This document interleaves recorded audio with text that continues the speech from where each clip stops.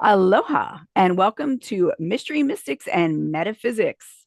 I am your host, Psychic Intuitive Geralyn St. Joseph. I am also an intuitive relationship empowerment coach. Today, we're talking about light workers. What is a light worker? What does that mean? What do they have to deal with? Are there different kinds? What is this all about? And how do we function in a world that doesn't understand us? So let's get going. All right. So the first thing is, where did the term come from? Like, as someone who got into metaphysics in the 80s and even more in the 90s, I became a professional psychic in 94. And my business has grown and whatnot since then. I have always heard the term light worker. But when I did a little bit of research about it, it seems like it's more of a newer term. It seems like it was coined in the 80s, actually, by someone that I've met personally, which is kind of cool, by Michael Mirdad, that he coined it in the early 80s. I didn't realize he was that much older than me. I was graduating uh, grade school in the early 80s. And that Doreen Virtue then spread the word and spread the use of the word light worker. Even though it's something that in this particular way it was coined at that time, the concept of a light worker has been around for a very long time. I dare say it's been around probably as long as people have been around and we've had language. When we talk about being a light worker, we're talking about people who come to the earth in order to expand the understanding of the populace, in order to help us figure out our spiritual natures, in order to give us a sense of purpose and a sense of being. And there are many different types of light workers. And we are going to do a quiz while we're here. And that way you can get an idea of what kind of a light worker you are. This is my caveat. I do not believe in putting people into tiny boxes. I don't like well, I'm a crystal baby, I'm an indigo baby, I'm this, I'm that, and like kind of chunking down who we are. I feel that it's much better for us to be expansive. And okay, so maybe I'm more of a healer than I am a way shower, but that doesn't mean that you're not going to evolve into something else. So, as someone who has studied and practiced metaphysics basically my entire life, I'm here to tell you it's not stagnant. You're never really at the top of the hill. It's always a journey and you're always moving. Things are always changing. And to think that you come to this point where, oh, I'm enlightened now, there's nothing else to do, that's ridiculous. There's more things in the universe than we can even conceive of. So, the one thing my mom taught me, which was a very valuable piece of advice, is that you don't know what you don't know. So never assume that you know everything about anything. And with that, what I would like to do is let's talk about what the concept of a light worker meant, depending on what culture you were coming from. So, when we talk about being a light worker, oftentimes people just naturally assume, oh, it's a new age concept. Really isn't, really is not.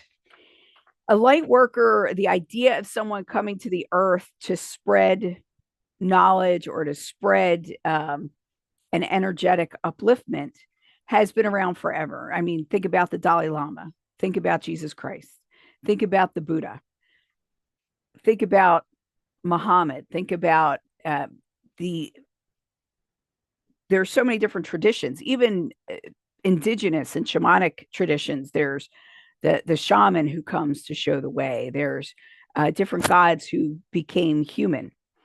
to show the way and things like that. And then there's the esoteric, like the Kabbalah, Sufis, Hermeticism, and stuff like that. So we'll go through one by one a little bit and just talk about it. The core idea of light work is, of course, bringing light to the world. And what does light mean? Light is about knowledge. It's about becoming light, as in frequency being lighter, your frequency being higher. And it's about showing the way. The different cultural perspectives can be seen. I have a breakdown of, I think, 5. So the different perspectives, number one, which I would be a part of, is the New Age spirituality. That is an energy-based service. That means I use my gifts to help elevate people by energetically assisting them. So you align the chakras, you do clearings, you do energy healing, things like that. Reiki, aura cleansing, shadow work is really big. And it's all about vibrational shifts. So I'm shifting your vibration. How to raise your vibration 101. How to know when your vibration is being lowered and things like that. I even have those videos here on YouTube. The second is the Eastern traditions. I love the Eastern traditions. And all these kind of intersect and intertwine. It's just that different cultures look at it slightly differently, or they use different languaging. Hinduism and Buddhism, inner illumination. So when we're talking about New Age, it's energy-based service. So I'm teaching you how to elevate. When you go to Buddhism and Hinduism, it's within. So we're taking on the responsibility to raise our own vibrations. Light represents wisdom and awakening. It's less about external service than it is by creating a space where vibrations are higher because all of us are doing it individually. We were just talking about this a little bit. And the goal is to transcend suffering by self-actualization or self-realization or enlightenment, as in Buddhism. They are akin to Buddhistas, guiding others towards spiritual liberation. So it's to acknowledge that we have it in ourselves to be able to lift ourselves up and vibrate as one with the universe. And in these traditions, it's more, I mean, you have monks and different gatherings or types of teachers and practitioners, but you're working on yourself more than it is that you're going out and working on others. Then you have the Abrahamic faiths, Judaism, Christianity, Islam. And they talk about moral truth and guidance, divine truth and moral guidance.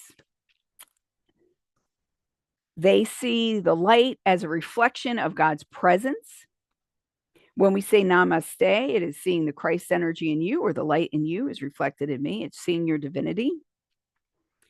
Light is about truth and righteousness, and followers are called on to be lights in the world.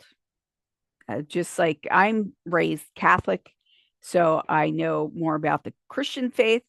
And one of the things we say is Jesus said, I am the light of the world. And we are supposed to light the world with his teachings. And by light, you're teaching people how to be and how to live at a higher moral standard than previously.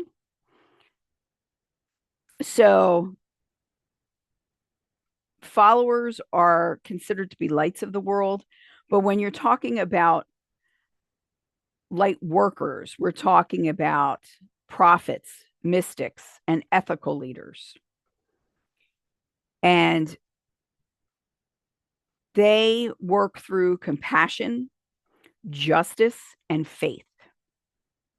So a lot of it is about going out and seeking justice in the world, creating justice in the world, not like vigilante kind of stuff, though. More that you stand up for what's right and you have compassion for others. Then you have the fourth, which is indigenous and shamanic practices. And theirs is a sacred connection to the earth and to ancestry.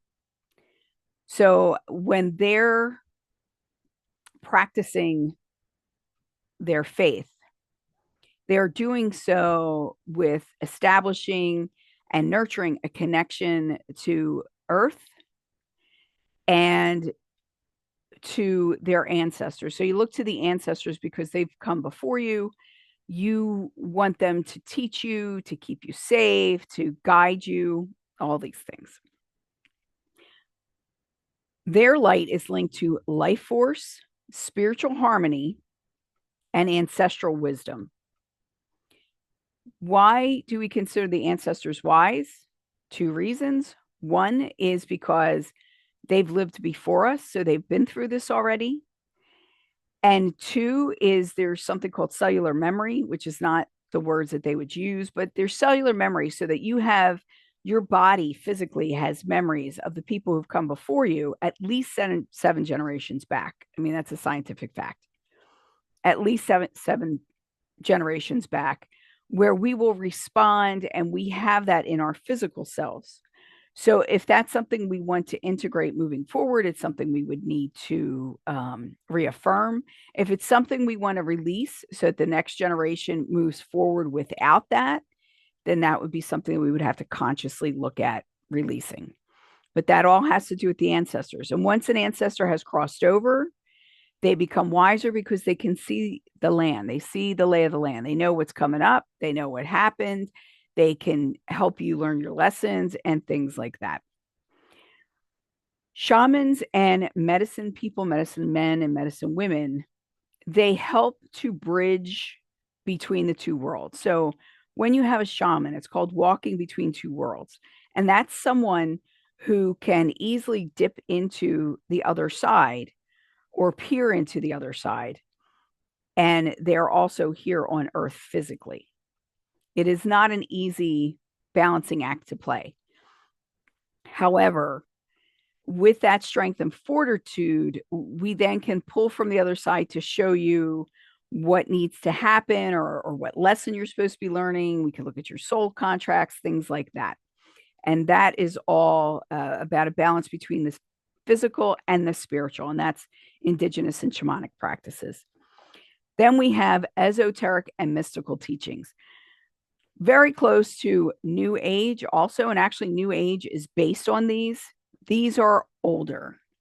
And I had a friend who used to always say, he goes, it's not the New Age, it's the old age, which is true because these teachings have been around as long as people have been around. So esoteric and mystical teachings include the Kabbalah, the Sufis, Hermeticism, and it's about inner light and divine union. So it's about oneness. It's about recognizing that we are all part and parcel of the same thing. Light work emphasizes inner transformation and mystical experiences. So you see how these all intertwine. The inner transformation also came in Eastern traditions. But the thing that they're doing is they talk about purification. It is very introspective and it's very much like really looking at and seeking out, where can I do better? How can I be better? How can I spread the light more efficiently? And looking at yourself, like Sufism is about purity of heart. And if we look at the Abrahamic traditions, compassion is definitely part of purity of the heart. So as I said, they all are a little bit different. They do look at it through different lenses, but it's all part and parcel of trying to create the same basis, the same structure, the same foundation, just going about it in different ways. I find that many things do this. And the more that you study and practice these different things, the more that you will see how interconnected everything is. And the more that you will feel or acknowledge that we're all going the same way. And part of that is part of Kabbalism. In the Kabbalah, you have the tree of life, and the tree of life shows you that there are 21 different roads to any destination. So even though everybody's going in different directions, you still have the same goal. You're still going the same place. That's why I don't like the idea of people pigeonholing themselves. Well, I'm a healer.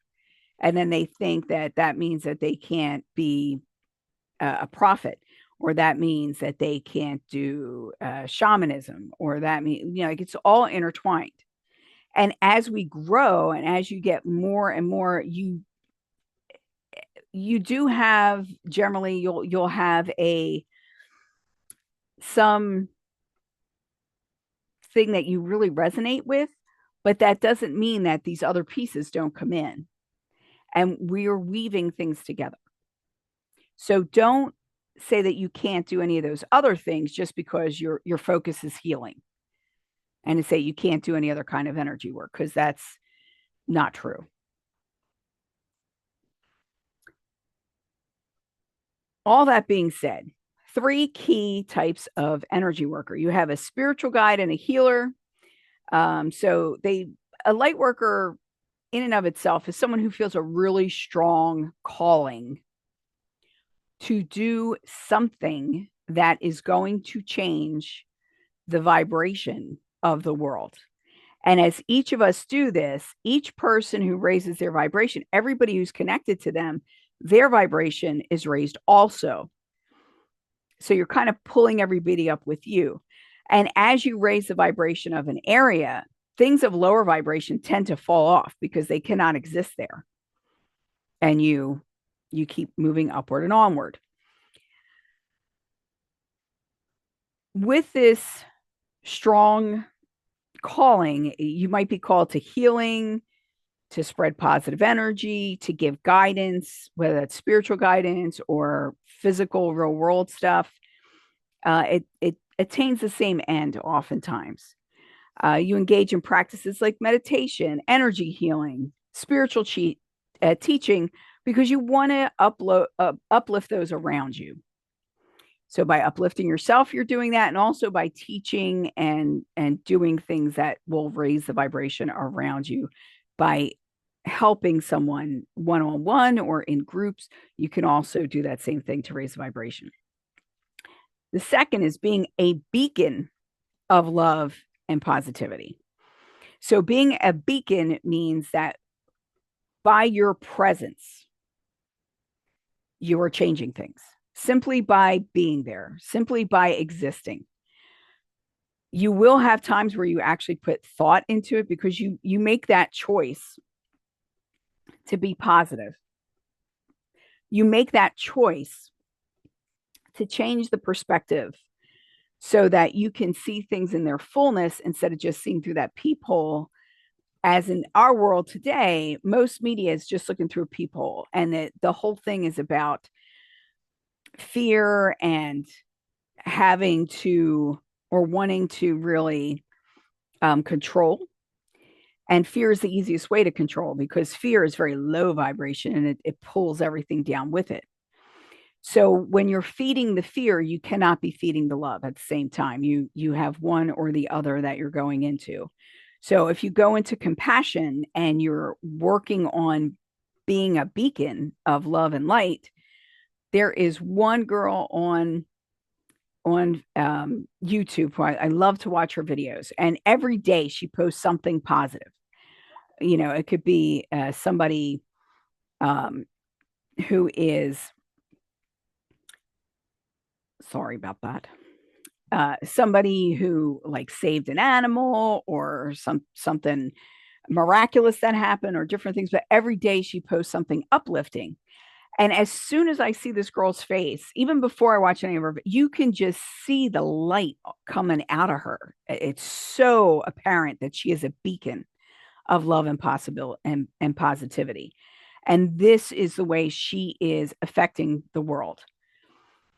By doing it on YouTube and having a following and everything, creating a following and doing this every single day, she is cultivating that and nurturing that, and it's getting bigger and bigger. And it's something that, even though she's just one person, it does change the world because it brings more and more people up. And that is what's meant by being a beacon, because when you watch her stuff, you're like, oh, I should look for more stuff like this, or I wish there was more stuff like this. And then you change the algorithm so that it comes to you in that way. The third is to be a force for collective consciousness. When we talk about the collective, we're talking about everybody, basically. The collective consciousness has really been struggling probably forever, but I've noticed it be more intense since just before 2000.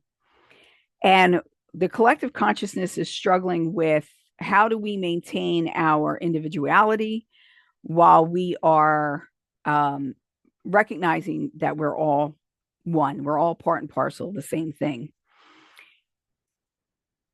A force for collective consciousness wants to dispel negativity and wants to help others by utilizing positive impacts on the world. So, for instance, someone who wants collective consciousness, we could actually put the girl on YouTube for that too. And when this goes up, I'm going to try and see if I can find her feed, and I'll post it below because I love that girl.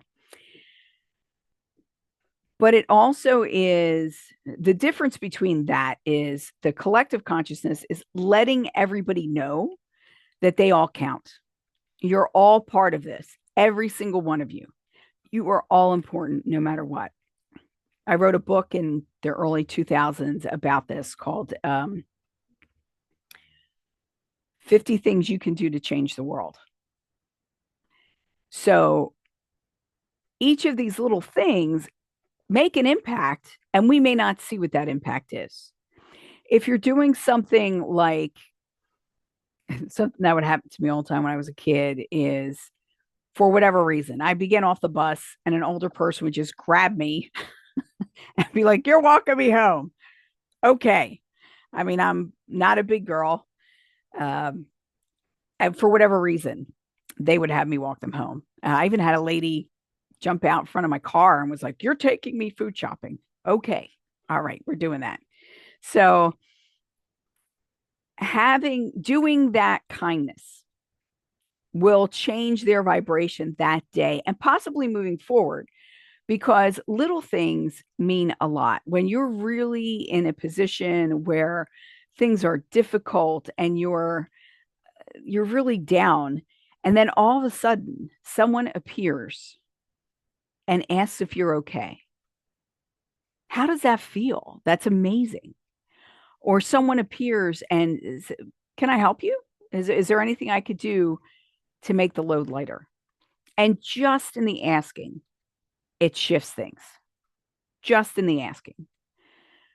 Moving forward, we need to recognize that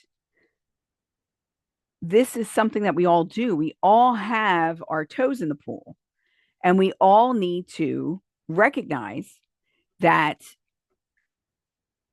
we need to move forward. We all affect one another. I mean, we talk about global warming and all that kind of stuff. What frustrates me with that is that people who talk about that a lot of times never acknowledge that a lot of the issue is that we don't see value in life other than human life. We don't see value in plants, but without plants and without trees, we're not breathing. I don't care how much you do to try to, with the cars and all that kind of stuff, the more we kill the fauna on the planet, the less likely we're going to survive. So it's very simple, but it's having a knowing that all life is sacred, whether it's similar to our life or not. So that's part of it too. So the collective consciousness, a lot of it, yes, is human consciousness, but it's also all the other consciousness on the planet. And I feel like that is the piece that is really missing for a lot of people. So now we're going to talk about Misconceptions. Some people believe that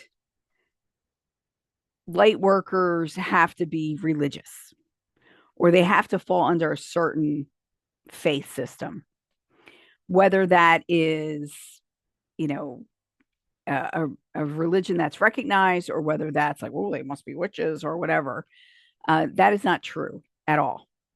Light workers are everywhere and they do all kinds of things and they fall under many different things.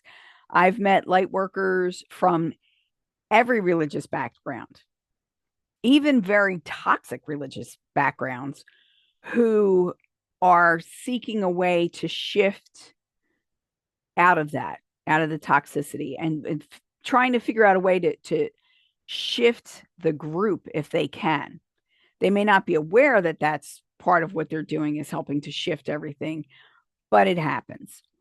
Um, Second, our lives are so easy. We never get sick. We're always happy. Things always work out for us. Things always work out for us. Yes. How they work out, sometimes we like it, sometimes we don't.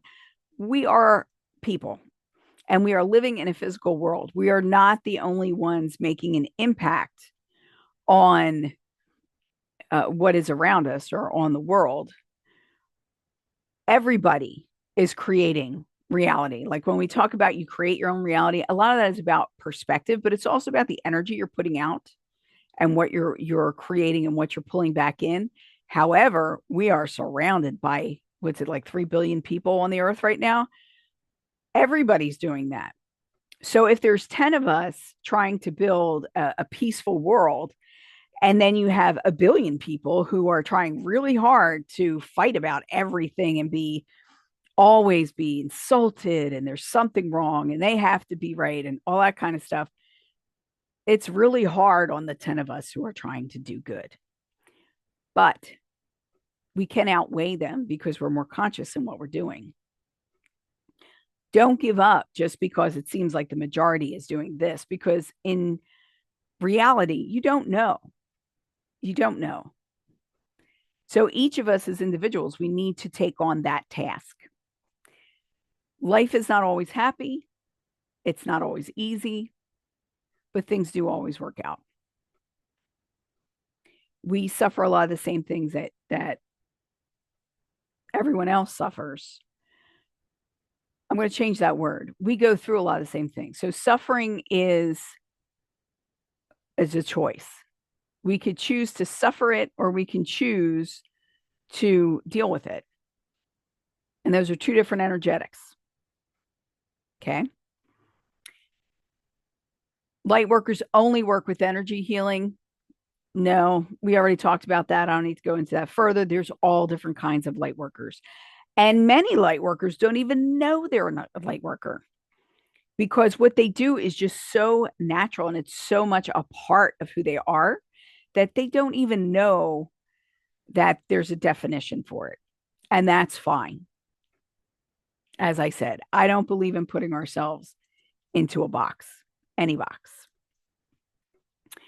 A big one that regular people think is we're all foo-foo and everybody's disconnected from reality, which is not true.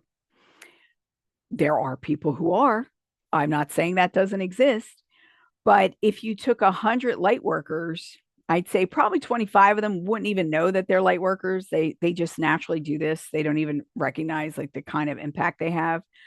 Some person that comes to mind right away is when I was in grade school in fourth grade, we had a substitute teacher who then became our teacher, Miss Powell. And for me, she just radiated with all this love and all this light, and she really changed my world. And I still think about how I felt being in her classroom and how much it shifted so much.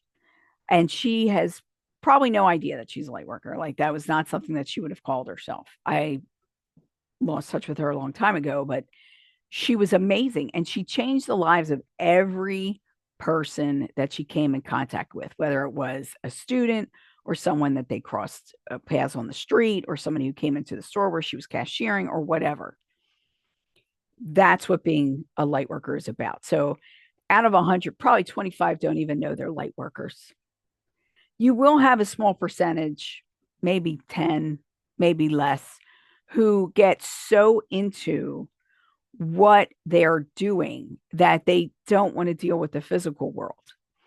And oftentimes that's something that's transient. Like when you first start meditating, you first start doing everything, it feels so good to be in that space. It's so different than being here in the physical that a lot of people will want to stay there. That's a no. You have a physical body, you got to be here. This is where you're supposed to be. Otherwise, you wouldn't have been born. So you can take some time and go there, but you need to come back and you need to bring the teachings with you and raise your vibration and that type of thing. The last that I have written down is that anybody can become a light worker. It doesn't really take anything and it's instantaneous. You don't have to learn anything and blah, blah, blah. So, one is that I think light workers are born, not made. You can work into that. However, it's like having a vocation. In Catholicism, you have a vocation. And when you find your vocation, like that is who you are. Like priests have a vocation, nuns have a vocation, monks have a vocation, but also doctors have a vocation. I feel that this is my vocation is to bring knowledge and peace and nurturing to the world. So it's not something that you snap your fingers and you're there. You can come by it consciously knowing that that's the direction you want to go in. However, I would say most people are born into it or they will discover that this is who they are. So discovering this is who you are, I've had several clients who've come out to me as light workers who were military people or were like corporate people, and they feel very unsatisfied with that profession or with whatever's going on there. And when they finally move away from that and move away from the rat race, they recognize, wait a second, I'm supposed to be doing X, Y, and Z. Like one of my dear friends who's no longer with us, Dawn, was military, and then she learned Reiki, and suddenly her world exploded. It was just like she went from being in something that was very structured and very small box to be in for her, and went into something that was just expansive, that like changed the way she viewed the world and changed the world around her. And it changed every one of us who had the honor of sitting with her and being worked on by her and just being around her because she was a presence. So you can come into it later, like where you recognize who you are later, or maybe you need to build this foundation and then you come into it. But it's not something that is like she wasn't, oh, she's in the military, and the next second she's like, oh, I'm going to be a Reiki master. It was, you have to seek these things out.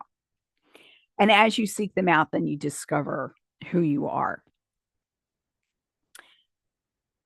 Being a light worker is not easy. It's not, unfortunately. Being a light worker takes a lot of faith and it takes a lot of energy. So, the next thing we're talking about is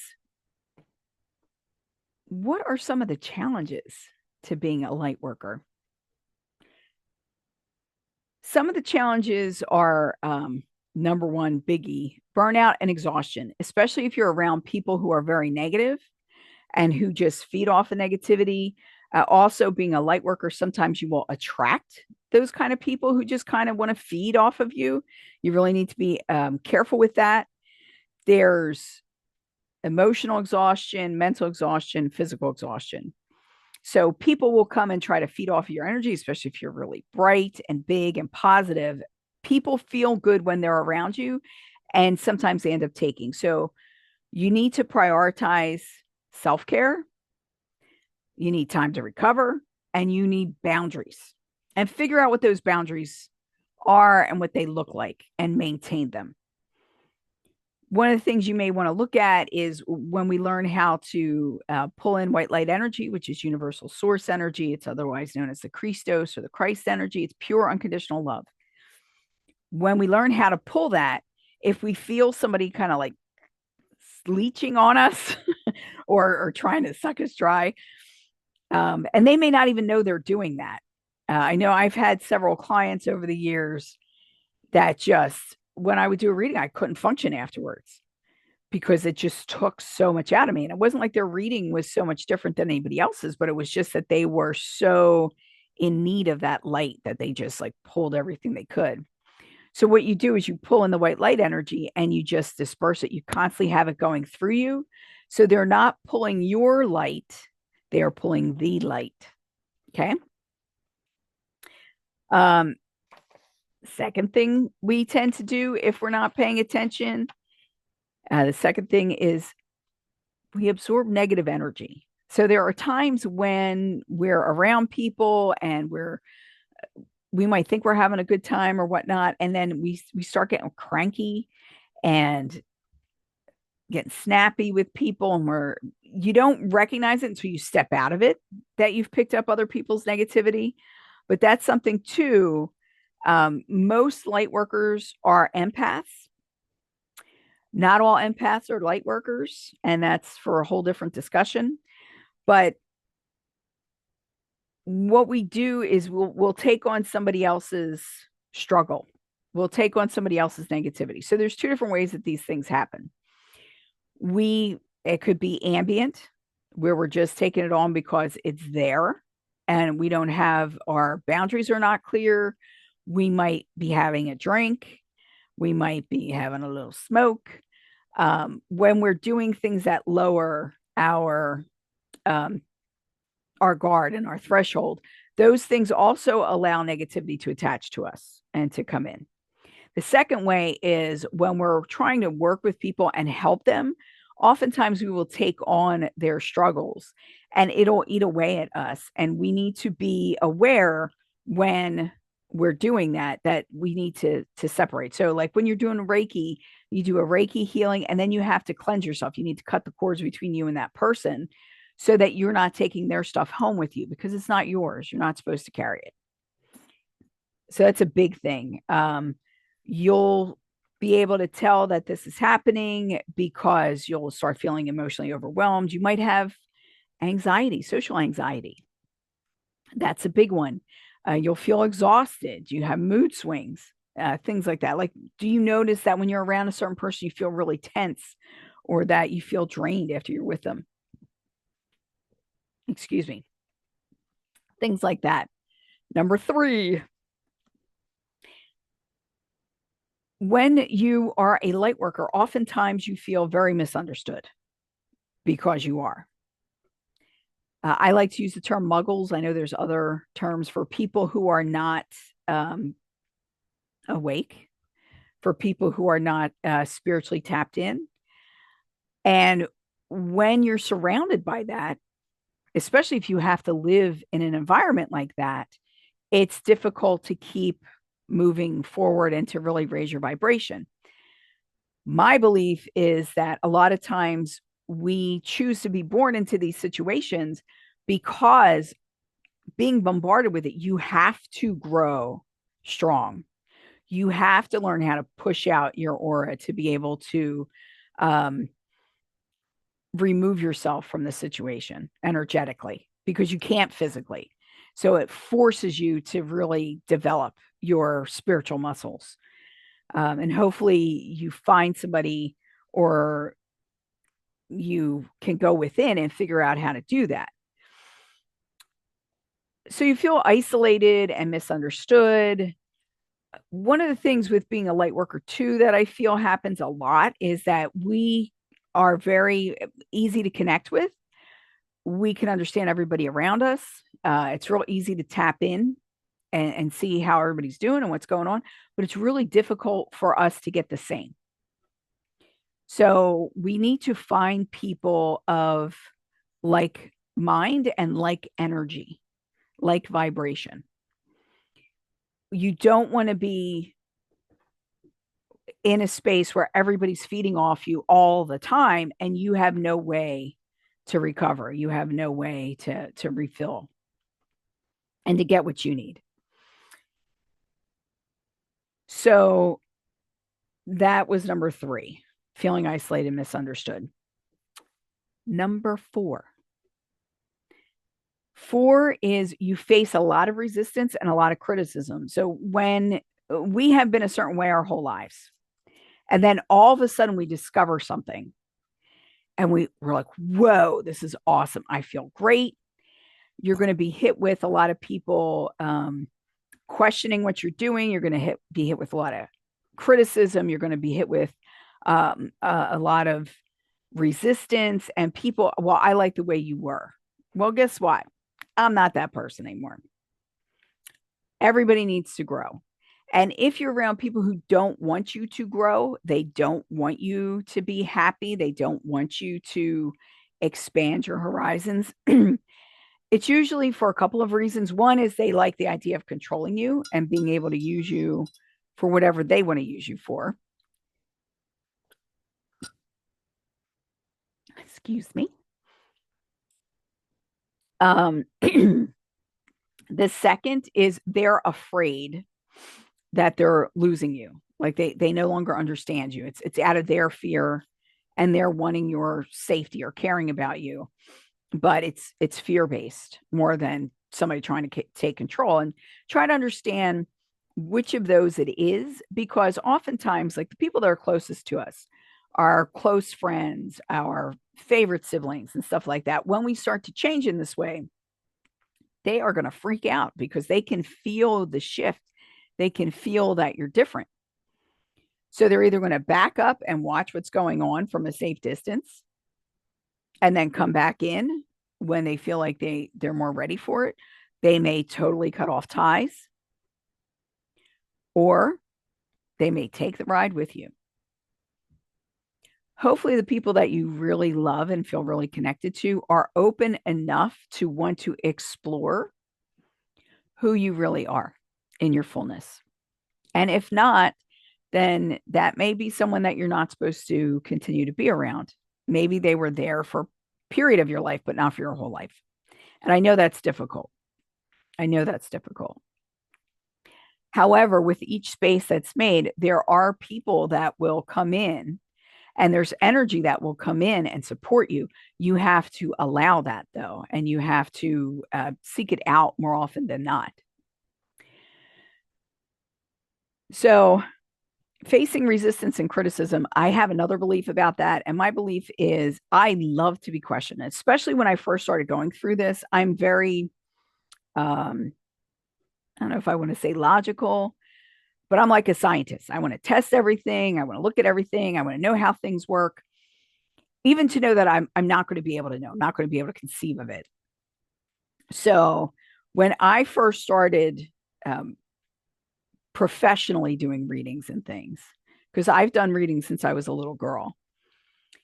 But when I first started doing it professionally, and there was some pushback from family and different things, and then people sometimes will question you, I find that as I've gotten older, I barely get questioned at all because I am very confident in what I'm doing, who I am, and the direction that I'm going in. But in the beginning, I got questioned a lot. And I looked forward to that because I saw this conversation. It gave me a chance to really sort out what was going on in my head. I wanted to make sure that I wasn't just following somebody down a road that I didn't really know why I was following them. Always know why you're doing something. Even if that the reason is because, like, spirit is pushing you in a direction. But know that's why you made that decision. Don't just blindly follow everything because there's so much stuff out there, you could get lost very easily. Being asked questions, don't take it as an affront. You need to set your energy so that when somebody comes at you like that, you're like a pillow. You're not taking it in necessarily. You're not taking any negativity in. You're feeling the impression like, okay, all right. What questions do you have? I remember my uncle, one of my uncles, who was one of my favorites, was like, he got me alone and he was like, "Do you really believe in what you're doing?" And I said, "Do you really believe I don't have any integrity?" And he just stopped. I was like, "Well, no." I said, "Well, why would you? I mean, what do you think I'm doing if you think I don't believe in what I'm doing? Like, what are you seeing me do?" And he was like, "Well, I don't know. This was not something that I thought that you would get into, being a professional psychic and things like that. Neither did I. But this is my calling. This is what I was called to do. So this is what I have to do. I wanted to be a priest when I was younger, and I was told I couldn't because I was a woman. So I decided to go out on my own. And I don't like too much structure. I feel like too much structure really stops you from expressing who you are in your fullness. So when you get that criticism, don't take it in, but be aware of it and let it question. Allow yourself to be questioned. Be like, all right, I'm curious too. Hit me. What are you gonna ask me? And make it a conversation so that you understand more fully who you are and what you're doing also. All right, so this is the last. This is number 5. And this is a biggie for people, especially people who are professional and then they discover their path. Because it could be really difficult to balance your professional and your personal life. And that can be seen in many different ways. For me, my professional life is being a psychic, being a speaker, being an author, and teaching these concepts and being a coach for empowerment coach. My personal life is hanging out with my siblings, um, some muggle too in there. I'm really blessed that a lot of my family is very spiritual. So I don't, in the beginning, I had to deal with a lot of that stuff, but I don't now so much. I'm in my 50s. I've been doing this for several decades. So everybody's just given up on me. There's, you're just going to do this. So you are, whatever. But because we're light workers, we have this sense of responsibility that is so deep and so it just pulls you, and it's who you are. So you bring it with you, whether you're professionally doing something or personally doing something. It's always a part of you, it's always there. It's not something that you can just take off and then you're done with it. It's something that you really need to recognize that it's something that you're bringing to the table no matter what, because it's you. So when we say professionally and personally, professionally, you might be a lawyer. I mean, I dealt with a woman who was a judge and she was a light worker. So there are people in different fields and doing different things where you wouldn't think you would find a light worker, but they're there. I have a wonderful man who's in Hawaii who got into politics, local politics, to help change things. And he is amazing. And I'm so proud to know him. He is a light worker, but you don't think you're going to find them in politics, even though that's a way to change things on a bigger scale. Usually, politics don't have that type of integrity, or at least we haven't seen it in a really long time. But he does. So he's bringing that to the table. And I know he had a lot of pushback when he first started to discover all this. He had other members of the family who were light workers also, but they felt that he needs to go in a different direction. But he felt his calling in that direction. So he followed it. And he went up for election and he won. And he's doing amazing things. We don't know when we're going to get called somewhere or do something. We also don't know what somebody else's path is necessarily. So we need to suss that out. It's an energetic thing. And sometimes it comes into conflict that we feel like we have this responsibility, and then you have everyday kind of responsibilities. And there's the pushback there. Do you go and coach your kids' soccer team, or do you do something different? What is it that you're meant to do? Where are your priorities? And it can be difficult, but you can integrate things, and that I would say makes things easier, but not everybody is good at that. So those were the 5 things that light workers really have to deal with as they're coming of age or going over the hump, as we say. I'm going to share something with you now. This is almost like my commercial break at the moment. I want to let you know that in June 11th, on Zoom, I'm giving a free webinar, and it's on self-empowerment. And it does lead into a class that you can purchase, but you will get information that you need from this webinar so that to help you grow. I will work with you for 6 weeks. It's going to be a very limited amount of people because I like to have one-on-one time with everybody. Like, I like it to be more personal. So the spots are very limited for the actual class.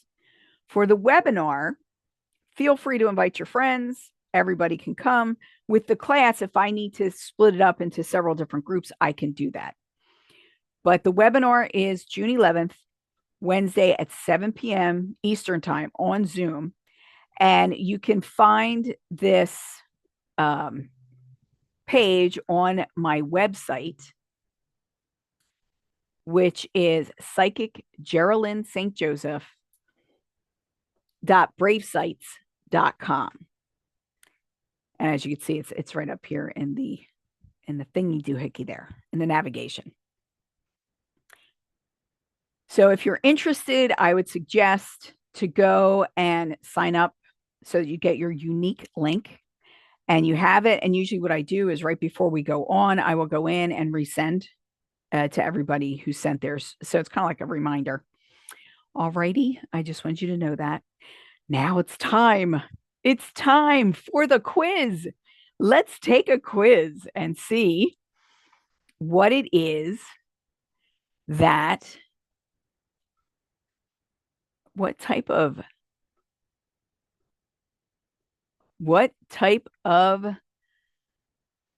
light worker are you?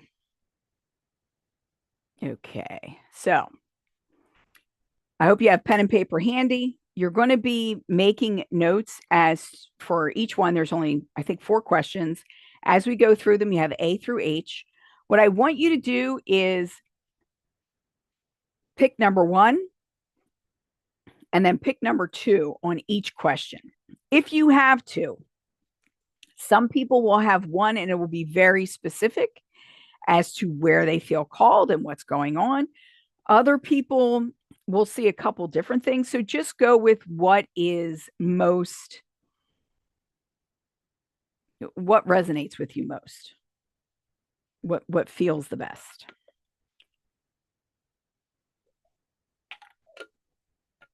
Okay, what type of light worker are you? Quiz. Number 1, what feels most natural to you when supporting others? A, providing healing and comfort to ease pain and emotional wounds. B, acting as a guardian, protecting sacred spaces and energies. C, helping others awaken to their highest potential and spiritual growth. D, maintaining high frequency energy in the world for harmony and balance. E, connecting with Earth's energy grids to strengthen global healing. F, delivering powerful messages and wisdom to inspire transformation. G, absorbing and transforming negative energy into light. H, Leading by example, showing others a new way of thinking and being. All right, now let's go to question number 2.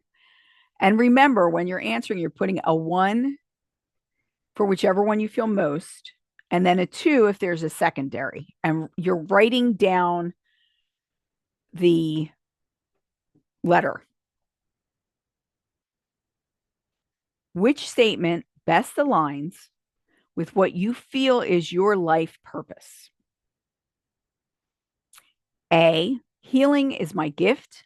I help others find peace and wholeness. B, I protect sacred energies and maintain spiritual integrity. C, I guide others through their spiritual evolutions. D, I anchor high frequencies to uplift humanity's consciousness. E, I work with the Earth's energy to strengthen its vibration.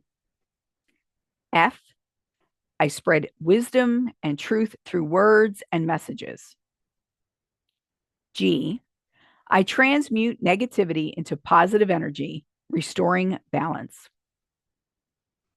H, I inspire transformation through my own journey.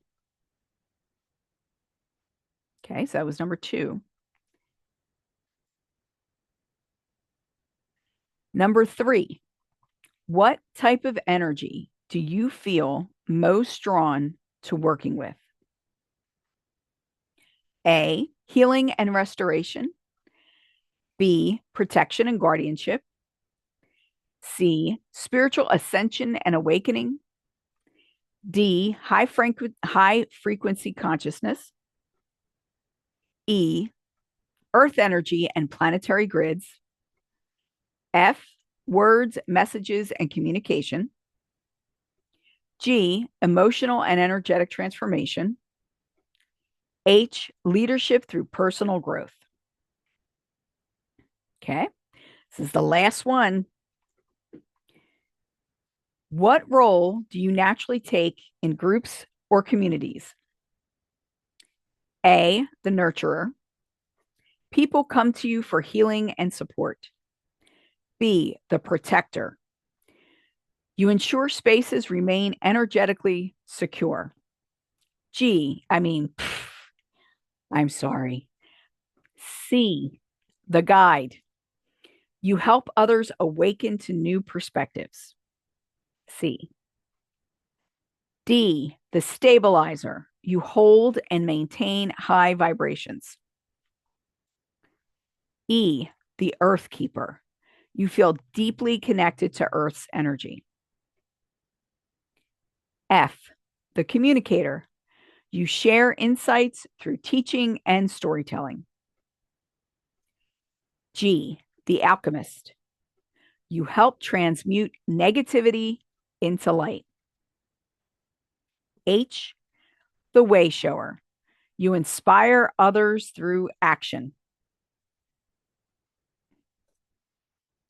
Okay, now what I want you guys to do is I would like you to sum up all your letters. You're going to have a 1, all the ones and the letters that you had under 1, and then 2 and all the letters you had under 2. And you're going to count those up. So 1 is going to be what you feel your primary calling is, and 2 is going to be your secondary or your ancillary calling.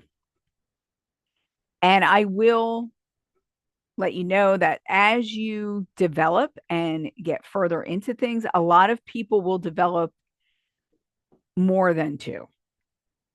So just so you're aware, at least that's what I've experienced. Okay. Hopefully you're ready. And we're going to go through the answers. Okay. If you have mostly A's, I think this one's pretty obvious. You are a healer. You're deeply connected to the energy of healing, whether physically, emotionally, or spiritually, and you bring balance and peace to those who need it the most. You are a healer. Bees, you are a gatekeeper. You safeguard spiritual energy, maintaining portals and sacred spaces. Your role is vital in protecting the integrity of powerful energetic forces. That's B. C, you are an ascension guide. You assist others in navigating their spiritual awakening. Your wisdom and guidance help them rise into higher states of consciousness. That's mostly C's, an ascension guide. Mostly D's, you are a frequency keeper. You hold high vibrations, ensuring the collective remains balanced and elevated. Your presence uplifts those around you.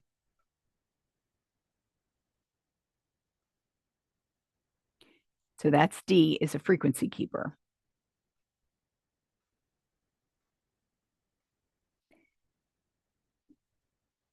Okay. E, you are a grid worker.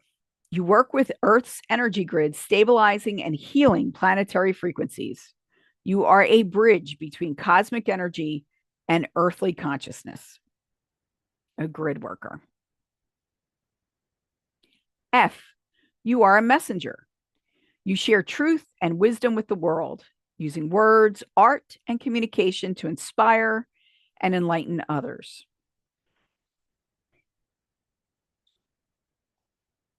That's F. And then G, you're a transmuter.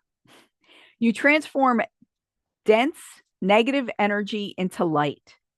Your gift is an emotional alchemy, clearing and restoring energetic balance. That's G, is a transmuter. And H, you are a way shower. You lead through action and example, showing others how to embrace their transformation and spiritual path. You lead through action and example. I always said, because I did a lot of management in my other life, I've been a manager quite often, and my philosophy was always to lead by example. Because if you're not willing to do something, your employees probably will not be willing to do it either. And if you don't have integrity, your employees will not either. So lead by example. All right. I hope that you enjoyed this. I'm going to stop recording in a moment. Again, I want to let you know that on June 11th at 7 p.m. Eastern Time, I will be giving a free webinar about self-empowerment. It is on Zoom. You can find the webinar on my website, psychicgeralyn.bravesites.com, and I will have it listed below. Please join us. I'm sure you'll have fun.